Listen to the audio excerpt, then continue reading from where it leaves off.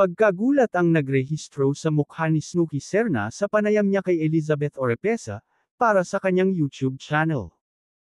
Ito ay dahil sa revelasyon ni Elizabeth na may anak ito sa aktor na si Dante Rivero.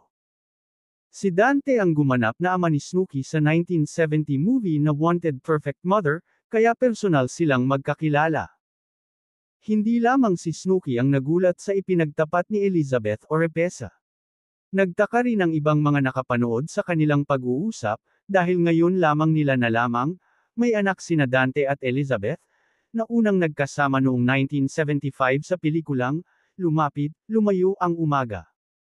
Dante is the only man in my life that belongs to the showbiz world. Siya lang, walang iba, ang pahayag ni Elizabeth. Sinabi ito ni Elizabeth kahit alam ng lahat, na nagpakasal sila noon at nagkaroon ng anak ng sikat na Chinese actor na si Meng Fei, pero humantong sa diborsyo ang kanilang pagmamahalan. Nang itanong ni Snooki kung si Dante ang kanyang great love, sagot ni Elizabeth, "Of course, we have one son." Patuloy ni Elizabeth, hindi lang kasi ako madaldal. Noong araw kasi, hindi uso yung, wala naman social media. And then you don't normally talk about your personal life before. Tanong ni Snooki, "How young is your son now?" Sagot ni Elizabeth, magpo-40.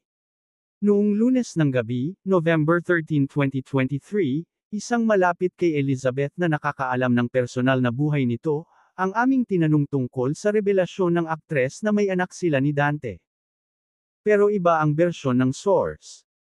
Noong November 13, 2002, eksaktong 21 taon na ngayon ang nakalilipas, may panayam kay Elizabeth ang namayapang kolumnista na si Ricky Lo. Walang binanggit sa ulat ni Ricky tungkol sa pagkakaroon ng anak ni Elizabeth at ni Dante.